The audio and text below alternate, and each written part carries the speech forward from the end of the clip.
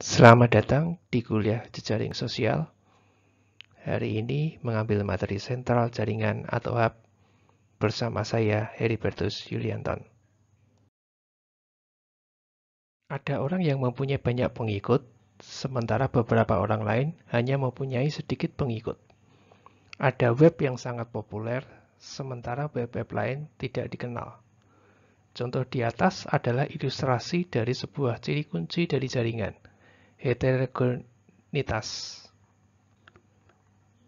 Jaringan heterogen menghadirkan keragaman yang luas dalam sifat dan peran elemennya, node dan link. Penting tidaknya sebuah node atau sebuah link dinilai dengan menghitung sentralitasnya. Derajat node adalah ukuran penting sebuah sentralitas. Node dengan derajat tinggi disebut hub. Pada pertemuan yang ketiga, sudah kita pelajari bahwa derajat sebuah node adalah jumlah tetangga dari node tersebut. Dalam sebuah jejaring sosial, derajat sebuah node adalah jumlah link sosial yang menghubungkan node ke node yang lain. Contoh, dalam jejaring Instagram, derajat seseorang adalah jumlah follower atau pengikut dari orang tersebut. Derajat rata-rata suatu jaringan menunjukkan seberapa terhubung node-node tersebut secara rata-rata. Derajat rata-rata bisa jadi tidak menggambarkan distribusi sebenarnya nilai derajat. Hal ini terjadi jika node-node mempunyai derajat yang heterogen, sebagaimana banyak terjadi dalam jaringan dunia nyata. Cara lain untuk mengukur sentralitas sebuah node adalah dengan menentukan seberapa dekat sebuah node ke node-node yang lain. Hal ini dapat dilakukan dengan menjumlahkan jarak dari sebuah node ke node-node yang lain.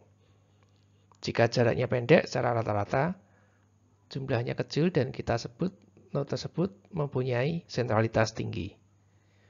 Closeness centrality adalah inverse dari jumlah jarak sebuah node ke node-node yang lain.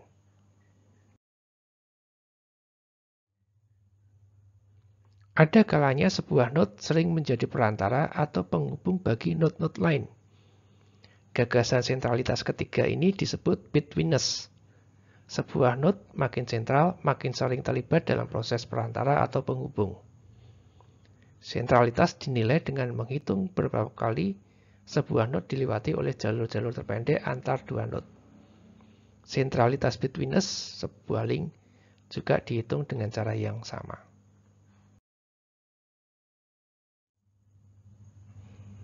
Untuk lebih memahami bagaimana sentralitas didistribusikan di antara banyak node dalam jaringan besar, kita perlu mengambil pendekatan statistik. Distribusi statistik dari ukuran sentralitas memberitahu kita berapa banyak elemen, node atau link yang memiliki nilai sentralitas tertentu untuk semua nilai yang mungkin. Contoh pengukuran distribusi derajat node, kumulatif distribusi derajat node, kumulatif distribusi betweenness node.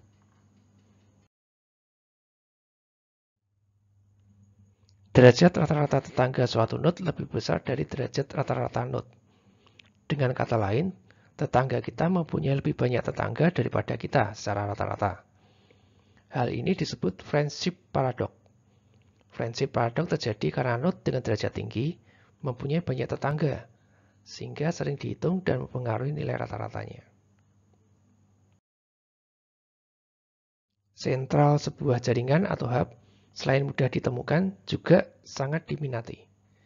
Dalam jaringan dengan hub, kita perkirakan bahwa jarak rata-rata antara dua node manapun lebih pendek dibandingkan dengan jaringan dengan jumlah node dan link yang sama, tetapi tidak mempunyai hub.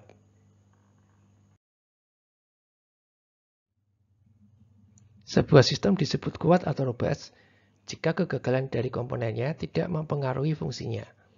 Salah satu cara untuk menentukan dan mengukur ketahanan jaringan adalah dengan mengamati bagaimana penghapusan node dan linknya mempengaruhi keterhubungan sistem. Uji ketahanan standar untuk jaringan terdiri dari memeriksa bagaimana keterhubungan dipengaruhi karena semakin banyak node yang dihapus, bersama dengan semua link yang berdekatan. Untuk memperkirakan jumlah gangguan setelah penghapusan node, para pakar menghitung ukuran relatif dari komponen raksasa. Contoh rasio jumlah node dalam komponen raksasa dengan jumlah node yang awalnya ada di jaringan. Derajat setiap node dapat digunakan untuk memisahkan jaringan menjadi beberapa bagian yang berbeda, yang disebut cangkang, berdasarkan posisi mereka dalam struktur inti pinggiran jaringan. Kulit terluar derajat rendah dapat disamakan dengan pinggiran. Saat pinggiran dihapus atau dikupas, yang tersisa adalah subjaringan bagian dalam yang semakin padat dan semakin padat, yaitu inti. Dekomposisi inti sangat membantu dalam praktek untuk memfilter node pinggiran saat memvisualisasikan jaringan besar.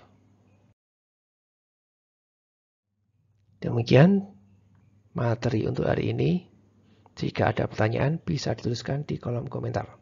Sekian dan terima kasih.